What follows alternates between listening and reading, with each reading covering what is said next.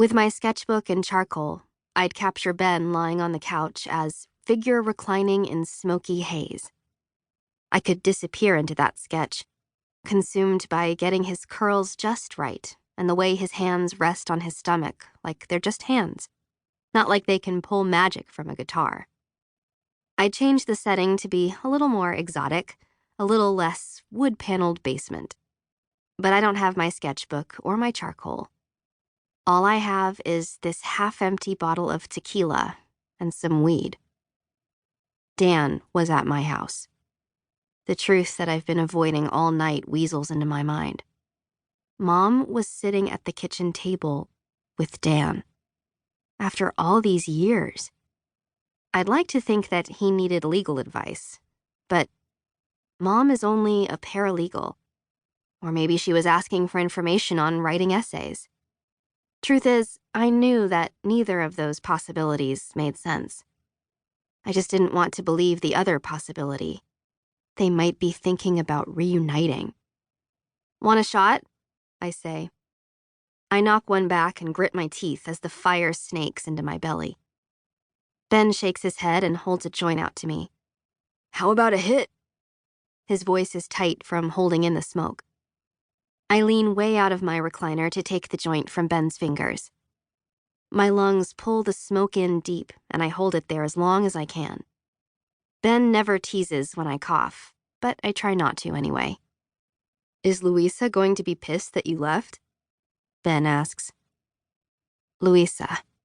Shit. I'd been so focused on trying not to obsess about Mom and Dan talking again that I'd forgotten about Louisa. I pull my phone from my jeans pocket and text her. I pause in my typing to ask, how long have we been here? Ben purses his lips and stares at the ceiling.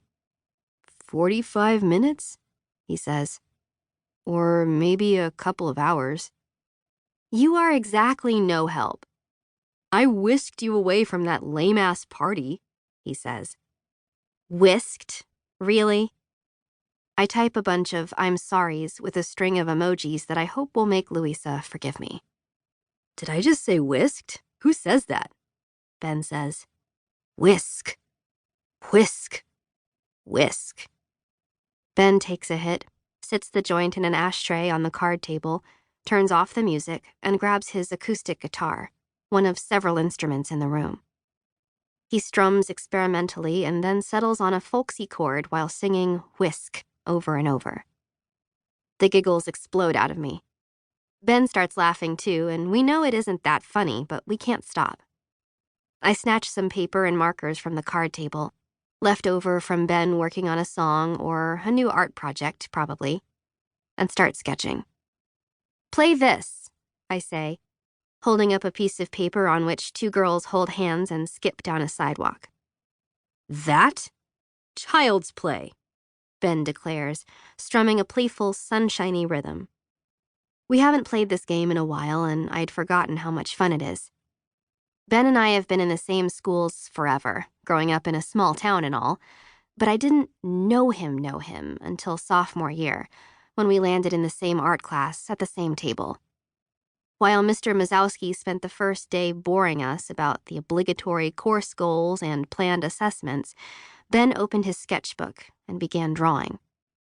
I watched the way his hand moved without hesitation across the page as an elephant appeared. After a few moments, he turned the sketchbook to me and offered his felt-tip marker. His bold confidence inspired me, and though I was usually slow and careful with my drawings, I accepted his challenge. I created a dance floor around the elephant and drew a glass for her to hold in her upraised trunk. We traded the drawing back and forth until our disco elephant became so ridiculous that we both busted out laughing. Mr. M gave us the look, and even though he's my favorite teacher of all time, his disapproval only served to seal our bond. I still have trouble diving into my drawing without thinking too hard about it, except when I play this game with Ben. He is the only guy I hang with who seems to actually see me, not just a pair of boobs or whatever else guys see when they look at me. But sometimes, like tonight, I sort of would like to know if he thinks of me the way that he thinks of the girls he flirts with at his shows. I sketch like mad. Okay, this. The paper shows cars on a road at night. He nails it, playing in a way that absolutely pushes your mind to road trips and highways, dimly lit dashboards, and falling asleep with your head against the window. While he plays, I sketch again. My hand pauses as I see the scene unfolding beneath the marker. 2 people kissing. I crumple the paper. Come on, no tossaways. Let me see. Nah, I say, not looking up. That one was too easy. I draw something safer. A butterfly on a flower beside a pond. A bright sun, some grass. This?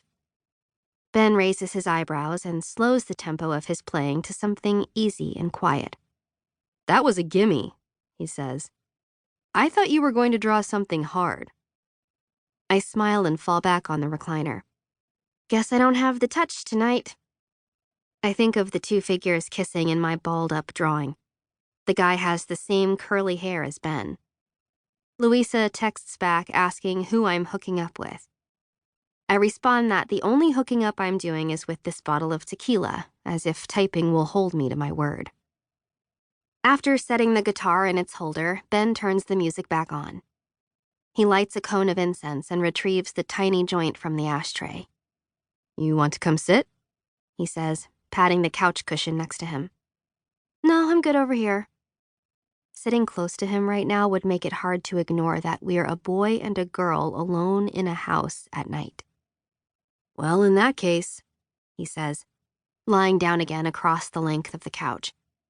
He holds the joint in one hand and, with the other, taps his fingers on his stomach to the beat of the music pouring from his speakers. I thought Mom was finished with Dan for good.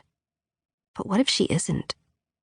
I doodle thick, choking vines on my jeans with the marker.